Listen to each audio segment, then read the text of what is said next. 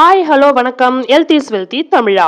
நோய் எதிர்ப்பு சக்தி அப்படின்னா ஒரு நோயை எதிர்த்து போராடக்கூடிய அந்த சக்தி தான் நோய் எதிர்ப்பு சக்தின்னு சொல்லுவோம்.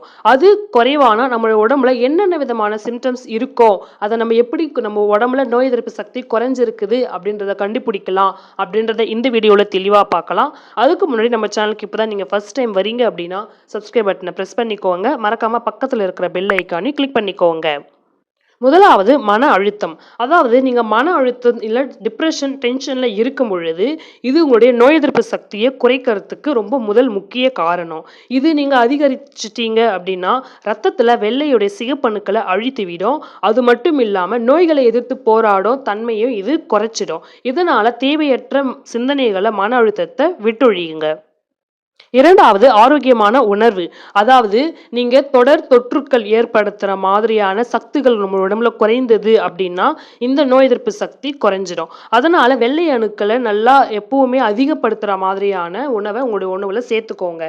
அது என்னென்ன அப்படின்னா, சிட்ரஸ் பழங்கள், மிளகு, பச்சை இலை காய்கறிகள், பூண்டு, கீரை, தயிர், பாதாம், மஞ்சள், கிரீன் டீ, பப்பாளி இந்த மாதிரி உங்களுடைய பாடியில நோய் எதிர்ப்பு சக்தியை அதிகரிக்கக்கூடிய பழங்கள் எல்லாத்தையும் நீங்க உங்களோட உடம்புல சேர்த்துக்கும் பொழுது அது நோயை வராம தடுக்கும்.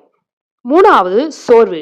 உங்களுடைய உடம்புல நோய் எதிர்ப்பு சக்தி குறைய குறைய உடலின் ஆற்றலும் குறையும். இதனால எப்பொழுதுமே உங்களுடைய சோர்வா இருக்கிற மாதிரி எந்த ஒரு வேலையிலுமே நாட்டமின்மை இல்லாத மாதிரி இருக்கும். ஸோ இரவு போதுமான தூக்கம் ரொம்ப முக்கியம். அந்த தூக்கம் இல்லை அப்படின்னாலும் உங்களுக்கு பகல்ல ரொம்ப சோர்வா இருப்பீங்க. தூக்கம் கண்களில் இருந்து கொண்டே இருக்கும்.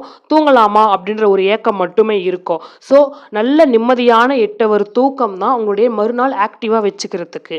ஸோ சோர்வா இருப்பீங்க. நாலாவது காயங்கள் மெதுவாக ஆறும். இந்த நோய் எதிர்ப்பு சக்தி இம்யூனிட்டி பவர் நம்முடைய பாடியில குறையும் பொழுது அந்த காயங்களை ஆற்றக்கூடிய அந்த ஹார்மோன் செல்ஸ் எல்லாத்தையுமே குறைச்சிடும். இதனால சின்னதா ஒரு அடிபட்டா கூட அது ஆறத்துக்கு ரொம்ப நாள் ஆகும். அந்த இடத்துல காயம் மறையறதுக்கு புதிய தோலை உருவாக்கி அது நீண்ட நாட்கள் கெடுக்கும். ஸோ நீங்க நோய் எதிர்ப்பு சக்தி குறைவா இருந்ததுன்னா இந்த ஒரு அறிகுறியும் வெளிப்படும். அஞ்சாவது மூட்டு வலி. அதாவது உங்களுக்கு நோய் எதிர்ப்பு சக்தி குறைவா இருக்கும் பொழுது உடம்புல அங்கங்க வலிக்க ஆரம்பிக்கும். ஏன் அப்படின்னா அந்த எலும்புகள்ல அந்த நோய் எதிர்ப்பு சக்தி குறைவா இருக்கிறதுனால இதுல அதிகமா மூட்டு வலியை தான் வெளிப்படுத்தும். இது கண்டினியூவா மூட்டு வலியினால நீங்க பாதிக்கப்படுறீங்க அப்படின்னா இது நோய் எதிர்ப்பு சக்திக்கு ஒரு காரணமா இருக்கலாம். மூட்டு வலி நிலையை நீங்க அடைகிறீங்க அப்படின்னா இதனுடைய பிரச்சனை இன்னும் தீவிரமாயிக்கிட்டு இருக்கு. ஸோ இதை அதிகரிக்க என்னென்ன விதமான ஃபுட்ஸ் எல்லாம் எடுத்து நம்ம சரி பண்ணலாம் அப்படின்றத இந்த வீடியோட லிங்க்ல டிஸ்கிரிப்ஷன் பாக்ஸ்ல கொடுத்துருக்கேன். போய் பார்க்காதவங்க பாருங்க, தெரிஞ்சுக்கோங்க.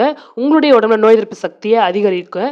எனிவே ஏதாவது டவுட்னா கமெண்ட் பாக்ஸ்ல கமெண்ட் பண்ணுங்க. வீடியோ பிடிச்சிருந்தா லைக் பண்ணுங்க, ஷேர் பண்ணுங்க. நான் உங்களை அடுத்த வீடியோல சந்திக்கிறேன். டாடா, பாய் பாய்.